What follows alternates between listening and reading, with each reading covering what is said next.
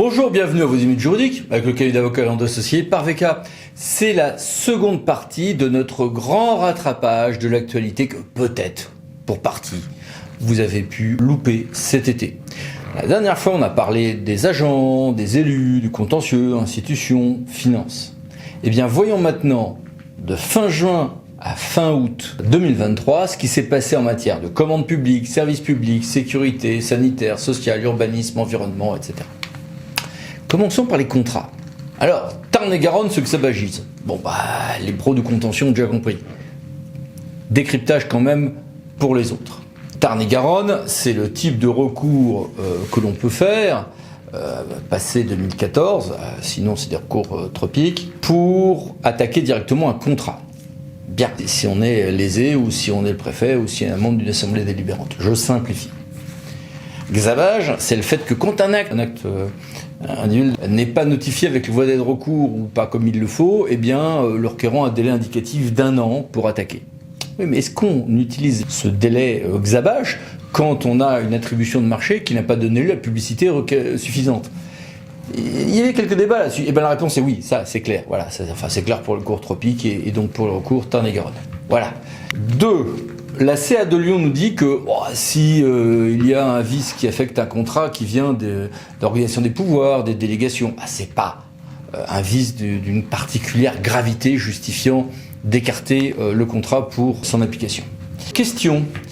Que se passe-t-il quand on a un contrat qui n'est pas encore signé en marché, en DSP, etc. On va faire un ferré précontractuel. Oui, mais si ce contrat il était lancé comme ça et qu'en fait quand on gratte, on découvre pas finalement, non, c'est ni une concession de service ou une DSP, ni un marché public. Et dans ce cas-là, on ne peut plus faire de référé précontractuel, nous dit le TA de Rouen. Autre arrêt du Conseil d'État cette fois-ci, un candidat dont l'offre a définitivement été reconnue comme irrégulière perd son intérêt à régir en référé précontractuel. Et puis, un petit peu plus tard, on a eu une loi du 25 juillet et une ordonnance du 26 sur comment, en commande publique, reconstruire sur les décombres à la suite des déprédations de fin juin, début juillet. On va en parler dans quelques semaines, on fera un dossier spécialement pour ça dans votre suivi d'actualité. Et puis attention, il va falloir maintenant utiliser les nouveaux formats d'avis de publicité pour les contrats de la commande publique au niveau européen. Comment concilier le droit de résilier un contrat d'assurance qui est entre les mains de l'assureur, sauf stipulation contraire à toute une série d'encadrements, temporels notamment, avec le fait que y a quand même aussi le droit de la commande publique. Mode d'emploi, Conseil d'État 12 juillet, oui, l'assureur peut bien résilier sauf stipulation contraire, mais la personne publique peut imposer à celui-ci de continuer ses prestations le temps de relancer un marché. Et puis les mini-brèves en matière de contrat, que voici. Et puis passons maintenant au service public.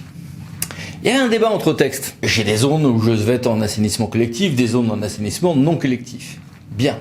Et quand j'ai une zone assainissement collectif, je peux parfois, pour différentes raisons, demander aux gens de rester quand même en SPANC. Oui, mais est-ce que c'est le cas même quand dans l'agglomération on a atteint le seuil de 120 kg par jour? Ce point pouvait être débattu, il ne l'est plus depuis un arrêt du Conseil d'État. Oui, on peut bien être en ANC dans ces zones assez, même quand on dépasse ce seuil. Eau usée toujours et de pluie, pour des usages non domestiques, le régime de la réutilisation, reuse si vous parlez français, reuse si vous utilisez le terme anglais, est assoupli, mais pas encore éclairci. Il y a encore des débats, et puis c'est un sujet qui est loin d'être simple. Autre élément, s'il n'y a pas d'eau, est-ce que je peux refuser un permis de construire? C'était un des grands sujets de cet été, ça sera un des grands sujets des étés à venir, sans nul doute, et des années à venir. Je vous renvoie au dossier qu'on a fait dans notre petit 10 minutes juridique en juillet à ce sujet. Service public toujours, mais un autre service public, là c'est la fin de l'été, c'est la polémique sur l'abaya ou autres vêtements de type camis. Voici les références de la fameuse circulaire. Service Plus se labellise, arrêté du 31 août 2023, et puis quelques mini-brèves en matière de service public divers et variés, que voici et que voilà. Passons maintenant au volet sécurité, responsabilité. Ça faisait des années que les gardes champêtres avaient des véhicules à la signalétique variée d'un service à l'autre, et pareil pour les uniformes. Ils ont enfin un arrêté, le 22 août, qui unifie tout ceci, mais enfin qui l'unifie pas totalement. Pourquoi ? Parce que justement, il ne s'agit pas non plus de tout remplacer sur le territoire national. Donc, sur un grand nombre de choses, il y a des minima et des maxima qui permettent de garder l'existant bien souvent. En matière d'ERP, certaines normes deviennent facultatives. Et puis, il y a quelques annonces gouvernementales en matière de protection fonctionnelle des élus. En matière de statut, d'indemnité, oui, mais si on se concentre sur la question de responsabilité, eh bien, c'est sur la protection fonctionnelle, notamment avec une certaine automaticité dans certains cas. La Cour de cassation a rendu une décision, ce qui concerne le garde des Sceaux, devant la commission d'instruction de la Cour de justice. Cet arrêt est important sur différents points. Voici ici les références. Et puis, autre juridiction qui concerne plus le monde public, directement la Cour des comptes. La Cour des comptes, vous savez que le 1er janvier 2023, on a ce nouveau régime de responsabilité unifiée ordonnateur comptable. Et puis on avait vu il y a quelques semaines que, par exemple, l'ancien maire d'Ajaccio avait été condamné pour ne pas avoir exécuté des décisions de justice, condamné personnellement, l'ancien maire. Très bien. Eh bien, il y a une nouvelle décision du 10 juillet, dans le même domaine, absence d'exécution, qui condamne des personnes importantes d'un centre hospitalier, mais aussi une personne relativement basse dans la hiérarchie, dont le boulot était de travailler, de suivre le suivi des contentieux. Cette personne peut être justiciable donc, et responsable, et donc condamnée devant la Cour dans ce cadre de ce nouveau régime, ce qui était un point qui était encore parfois discuté, à tort, mais qui était discuté. Quand je disais que ça allait être large, il m'arrivait d'être, tensé dans des colloques notamment.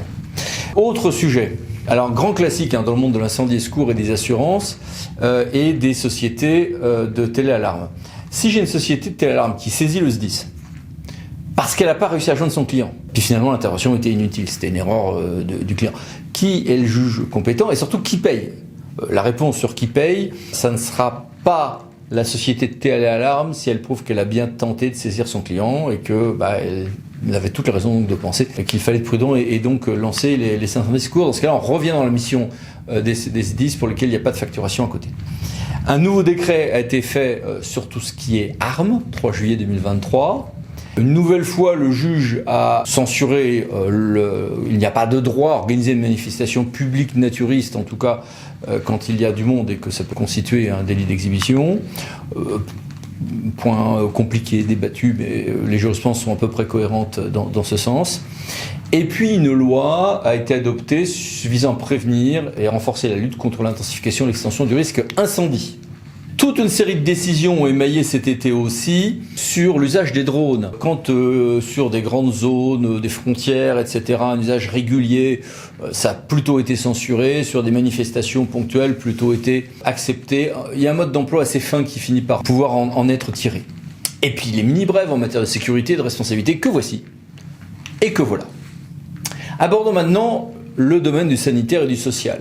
Il y a eu un décret, faut que vous savez que la loi 3DS a dit que les CCAS, CIS avaient une plus grande liberté de composition, toujours paritaire, avec possibilité de vice-président délégué aussi, et toute une série de choses. Ceci a été pris dans un décret du 20 juillet, mis en œuvre après la loi 3DS. Question, vous savez ce que c'est que l'exception d'illégalité ? C'est l'effet domino, l'annulation d'un acte entraîne l'annulation d'un autre. Il y a des cas où ça s'applique, des cas où ça s'applique pas. Est-ce que je peux, par voie d'exception d'illégalité, effet domino, attaquer un projet régional de santé au nom de la supposée illégalité de l'arrêté qui en fixe les zonages ? Spoiler, non. Réponse, regardez le Conseil d'État, 20 juillet 2023. Important, vous le savez, il y a énormément de droits sociaux pour lesquels il y a un non-recours à ces droits sociaux pour beaucoup de personnes qui devraient en être bénéficiaires. Donc un régime a été mis en place d'expérimentation territoriale visant à réduire le non-recours donc à ces droits sociaux.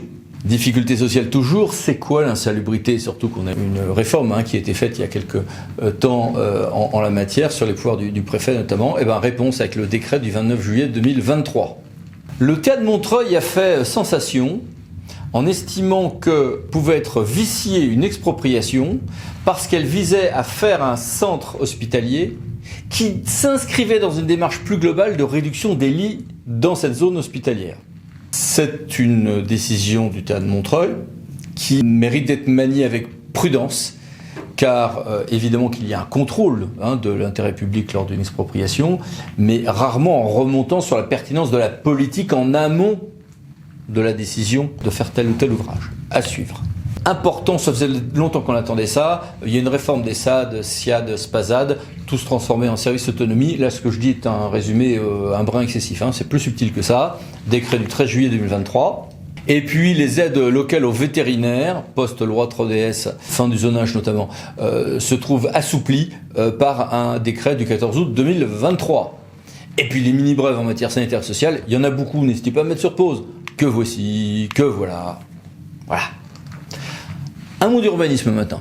J'ai un permis de construire, qui est suspendu en référé, oui bien sûr, mais que peut faire le pétitionnaire? Eh bien un mode d'emploi en la matière, c'est pas nouveau, mais il a été affiné, modifié, important, par un arrêt important, SCI Mésange. Contentieux des autorisations d'urbanisme aussi, la régularisation peut intervenir même si elle n'a pas été formellement demandée. Conseil d'État, AFC Promotion, particulièrement bienveillant sur ce coup-là. Est-ce que les objectifs de construction de logements sociaux, c'est des planchers ou des plafonds? Réponse avec un autre arrêt du Conseil d'État. Une loi a été, la fameuse loi pour assouplir les règles de ZAN, a été publiée, c'est une loi du 20 juillet 2023. Alors, l'assouplissement de tout ce qui est du contentieux des sols et ZAN, c'est très simplifié que de le dire ainsi. Il y a vraiment des choses un peu plus précises. Je vous ai mis un peu plus de détails. N'hésitez pas à mettre sur pause pour lire tout ce qui est ici. Et puis des mini-brèves, que voilà. Et que voici encore. Plus court sera ce passage sur les domaines et la voirie. 1.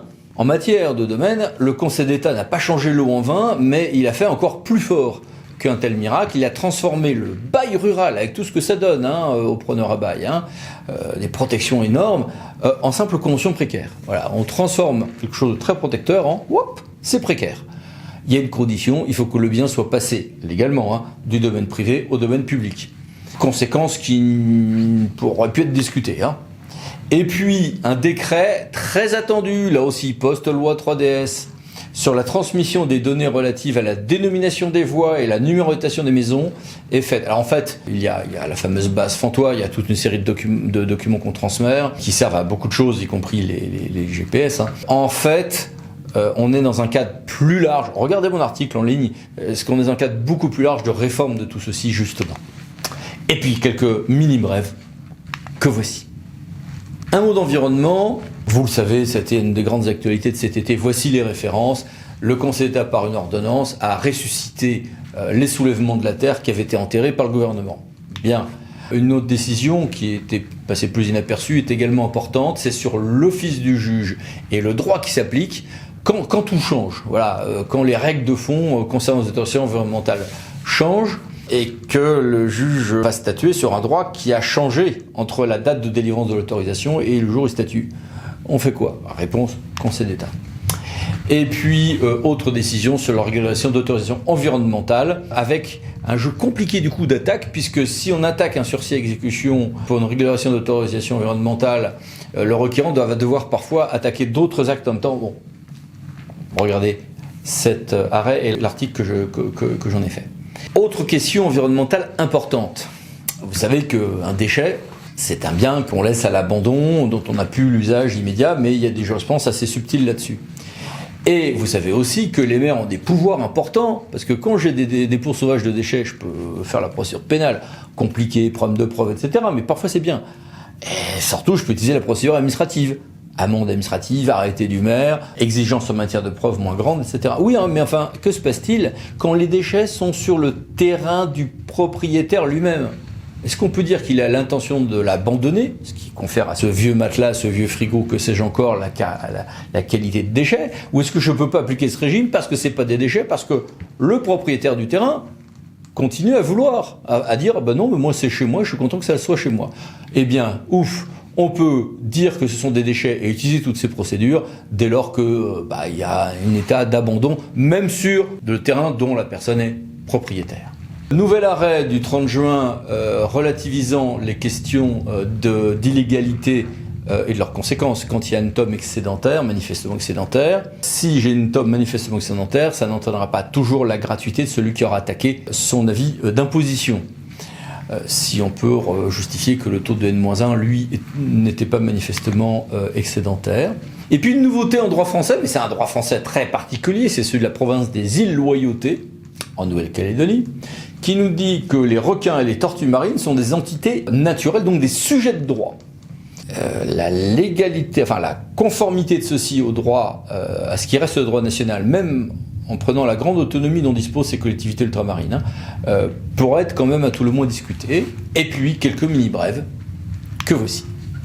Et que voilà. Et que voici encore. Et puis il y a plein d'autres choses qui sont passées cet été. Quelques décisions importantes en matière de laïcité, les voici. En matière d'association, un décret, voilà. En matière de communication dans le monde public, voici. Et puis plein d'autres mini-brèves, là et là, par exemple. Mais on va pas avoir le temps de voir tout ça ensemble. N'hésitez pas à mettre sur pause. Et puis surtout, on se retrouve la semaine prochaine pour un 10 minutes juridique plus classique, avec les brèves de la semaine et un dossier. À bientôt donc. Pensez à vous abonner. Merci. Au revoir.